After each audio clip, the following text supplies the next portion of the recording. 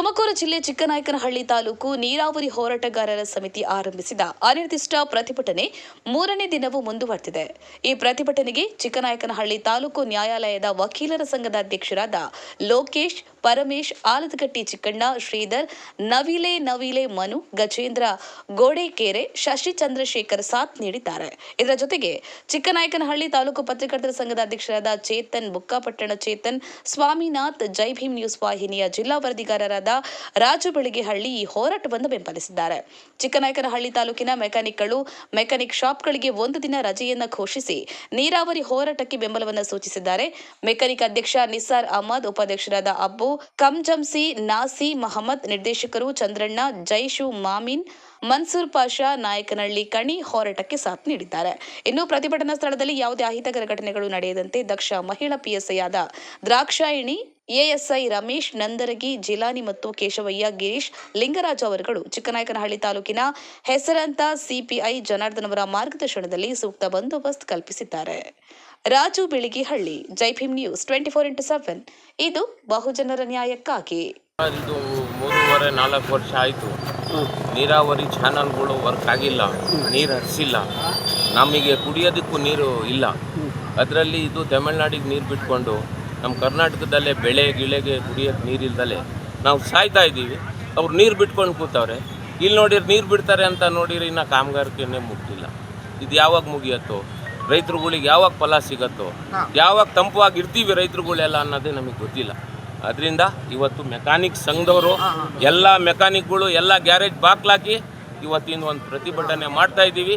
ರೈತರುಗಳಿಗೆ ಜಯವಾಗಲಿ ಅಂತ ಅಷ್ಟೇ. ಜೈ ಜವಾನ್ ಜೈ ಕಿಸಾನ್, ಜೈ ಜವಾನ್ ಜೈ ಕಿಸಾನ್, ವಂದೇ ಮಾತರಂ, ವಂದೇ ಮಾತರಂ. ರೈತರಿಗಾಗಿ ಹೋರಾಟ, ರೈತರಿಗಾಗಿ ಹೋರಾಟ, ರೈತರಿಗಾಗಿ ಹೋರಾಟ, ರೈತರಿಗಾಗಿ ಹೋರಾಟ. ಬೇಕು ನ್ಯಾಯ ಬೇಕು, ಬೇಕು ನ್ಯಾಯ ಬೇಕು, ರೈತರಿಗಾಗಿ ಹೋರಾಟ, ರೈತರಿಗಾಗಿ ಹೋರಾಟ. ಈ ತಾಲೂಕು ಅಭಿವೃದ್ಧಿ ಮಾಡೋದಕ್ಕೆ ಆಗದೆ ಇರ್ತಕ್ಕಂಥದ್ದು ನಮ್ಮ ದುರ್ದೈವ. ನಮ್ಮ ಹೋರಾಟ, ರೈತರ ಹೋರಾಟ ಇದು ಸಾಕಾಗ್ತಾ ಇದೆ ಅಂತ ಈಗ ಅನಿಸುತ್ತೆ. ಈಗೆಲ್ಲರೂ ಎಚ್ಚೆತ್ಕೊಂಡಿದ್ದೀವಿ. ದಯಮಾಡಿ ಇವತ್ತ ಈ ಚಿಕ್ಕನಹಳ್ಳಿ ತಾಲೂಕಿನ ಒಂದು ನೀರಾವರಿ ಯೋಜನೆ ಪ್ರಕಾರ 26 ಕೆರೆ ನೀರು ತುಂಬಿಸ್ತಕ್ಕಂಥ ಒಂದು ಪ್ರಾಜೆಕ್ಟ್ ಆಗಿದೆ, ಒಂದು ಪ್ರಯತ್ನ ಇದೆ. ಅದಾಗಬೇಕು. ಆ ಕಡೆ ಉಳಿಯಾರ ಕಾಲದಲ್ಲಿ ಅಪ್ಪರ ಪತ್ರ ಮತ್ತು ಆ ಕಡೆಯಿಂದ ಚಾನಲ್ ಹೋಗ್ತಾರೆ, ಆ ಭಾಗ ಸ್ವಲ್ಪ ಪರವಾಗಿಲ್ಲ. ಇವತ್ತು ಬಾಂಬೆನಲ್ಲಿ 1 ಲೀಟ್ರು ನಾಟಿ ಹಸುವಿನ ಹಾಲು 150ರಿಂದ 200 ರೂಪಾಯಿಗೆ, 1 ಲೀಟ್ರ್ ಗಂಜು 50ರಿಂದ 60 ರೂಪಾಯಿಗೆ ಹೋಗ್ತಾ ಇದೆ ಅಂತ ಹೇಳಿದ್ರೆ ನಾವೆಲ್ಲ ರೈತರು ಇರೋದ್ರಿಂದನೇ ಅವರೆಲ್ಲ ಮೇಲಿನ ವರ್ಗದವರು ಎಲ್ಲರೂ ಉಳ್ಕೊಳ್ಳೋದು.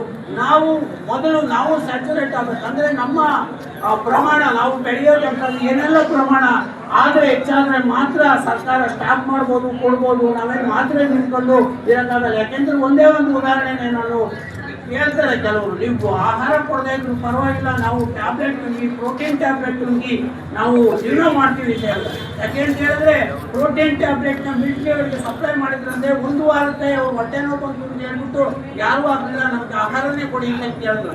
ಹಾಗಾಗಿ ನಾವಿದ್ರೆ ಮಾತ್ರ ಮುಂದಿನ ವರ್ಗ, ರೈತರು ಇಲ್ಲ ಅಂತ ಹೇಳಿದ್ರೆ ಮುಂದಿನ ಯಾವುದೇ ವರ್ಗ ಇಲ್ಲ. ಹಾಗಾಗಿ ನೀರು ಕೊಟ್ಟರೆ ರೈತ, ನೀರಿಂದಲೇ ಇದ್ರೆ ಯಾವ ರೈತನೂ ಇಲ್ಲ, ಏನೂ ಮಾಡೋಕ್ಕೆ ಸಾಧ್ಯ ಇಲ್ಲ. ಎಲ್ಲ ಒಣಗೋದ್ರೆ ರೈತರು ಒಣಗೋಗ್ತಾರೆ, ಮೇಲ್ವರ್ಗದವರು ಒಣಗೋಗ್ತಾರೆ. ಯಾವ ಸಿಸ್ಟಮನ್ನು ಸಹ ಬೆಳೆಸಕ್ಕಾಗಲ್ಲ. ಹಾಗಾಗಿ ಈ ರೈತರ ಹೋರಾಟಕ್ಕೆ ಏನು ನಮ್ಮ ತಾಲೂಕಿನ ಎಲ್ಲ ಗ್ರಾಮದಿಂದ ಬಂದ್ಬಿಟ್ಟು ಒತ್ತಾಸೆ ಮತ್ತು ಸಹಾಯನ ಕೊಡಲಿ ಅಂತ ಹೇಳ್ತಾ